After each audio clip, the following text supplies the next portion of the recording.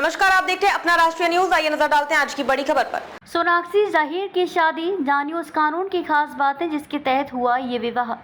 सोनाक्षी सिन्हा और जहीर इकबाल कानूनी तौर पर पति पत्नी बन गए हैं। इन दोनों ने सिविल मैरिज से जुड़ी सभी कानूनी औपचारिकताएं पूरी कर ली हैं। सोनाक्षी और जहीर दोनों अलग अलग धर्मों से हैं, इसलिए उनकी शादी स्पेशल मैरिज एक्ट के तहत हुई है। सोनाक्षी के बांद्रा पश्चिम में समुद्र के किनारे स्थित 26 मंजिला अपार्टमेंट में हुई शादी में दोनों पक्षों के दोस्त और रिश्तेदार शामिल हुए।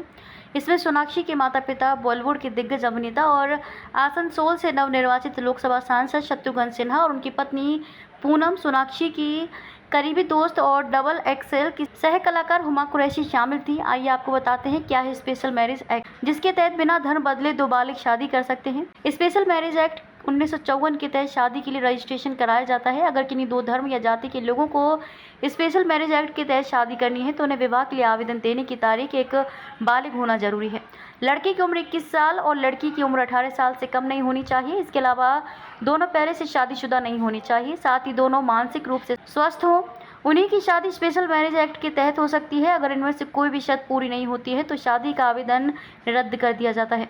सभी योग्यताओं को पूरा करने वाला जोड़ा अपने एरिया के रजिस्ट्रार के समक्ष पेश होकर शादी के लिए आवेदन जमा करा सकता है। ज़्यादातर मामलों में कोई लड़का और लड़की जब अपने एरिया के रजिस्ट्रार को स्पेशल मैरिज एक्ट के तहत शादी के लिए आवेदन देता है तो वे चाहते हैं कि उनके विवाह को गुप्त रखा जाए। हमारे समाज में आज भी दो अलग अलग धर्मों के लोगों की शादी के दौरान काफ़ी मुश्किलें आती हैं, लेकिन स्पेशल मैरिज एक्ट के तहत एक प्रावधान है जिससे ये शादी गुप्त नहीं रह जाती।